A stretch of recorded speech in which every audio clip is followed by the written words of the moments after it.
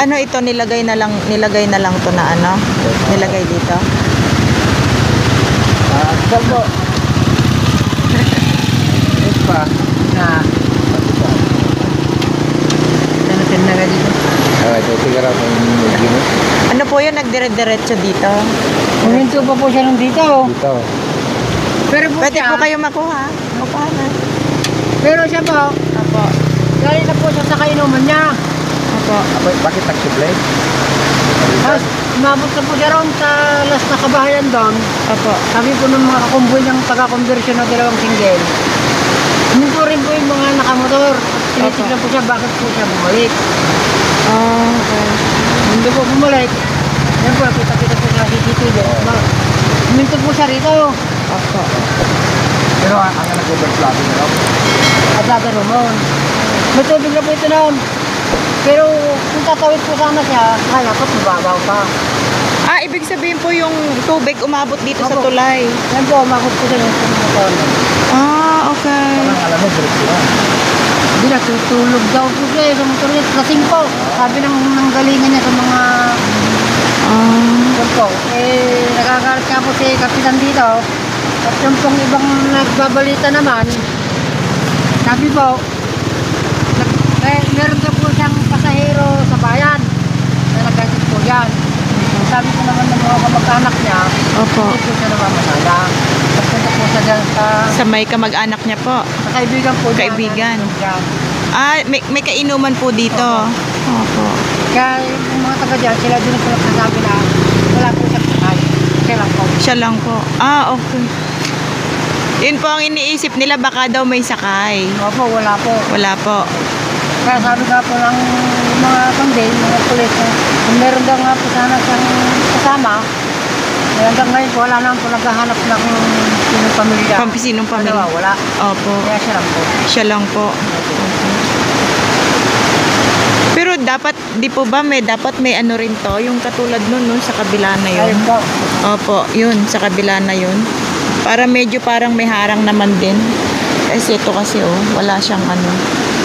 Wala siyang Meron po dati yan. tulad. Meron po sa dalawa. Naanot po ay kain-kain po yan ng tubig. Opo. Matagal po yan. Yung pong kapitan dito, nagpunta na po ng ganyan.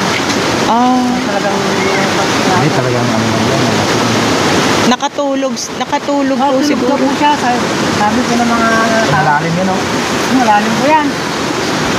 Ito pong tubig na to, may lalim pa siya. Malalim pa po siya. Ito pong tubig na to, Malalim po yan. malalim po ito. Doon po namin nakuha yung recipe niya sa bad. Malalim po. Isa po kayo sa nag-rescue. Okay po. Ano pong pangalan niyo, sir? Johnny Bugayong.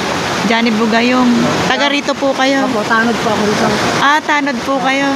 Ayan po, si Bansyong. Encounter namin yung tanod po rito na tumulong kay Tatay Tasyo. Tasyo, di po ba? Tasyo. Ayan po.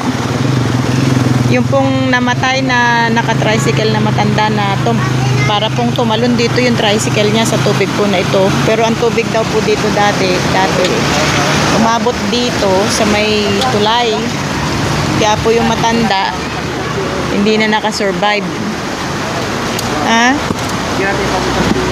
Opo. Libre pa niya lang balaw. Ano ko po ito? Ilan? Malakas po ang tubig dito. Yun nga po Kaya po inaabot po dito. Kita pa siya kawayan mga ko na. Pag nakita mo ko. Hanggang saan po yung tubig dati? Sa may mangga po na yon, sa may taas? Nakikita po yung dumi ng ilog po. Ay, okay po. Ayan po, kita sa may camera. Tapos po mulan, medyo nakalahati na po yung tubig dito. Kaya nag-utos po si Kapitan dito na nagbantay uli ng tao para po kung sakali pong tumas po ulit tubig, Opo. huwag po muna silang kawirin. Yun po ang the best. Opo. Mas safety po yung ganon. Iaw po naman ng Diyos, hindi naman po tumaas. Hindi tumaas Sa kalahati lang po ang tubig. Opo. Ayan po.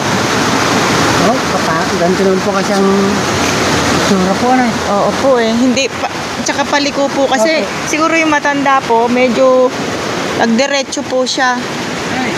Nagdiretso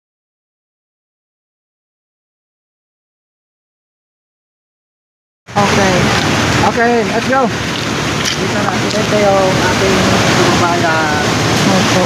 From dito po, ayun po ang CCTV, oh. Meron po CCTV. Kaya po nakita yung matanda. From dito, Okay. nagdire-diretso siya doon. Okay po, maraming. Bigat. Salamat po. Lapit, magkasihan pa tayo ng guys.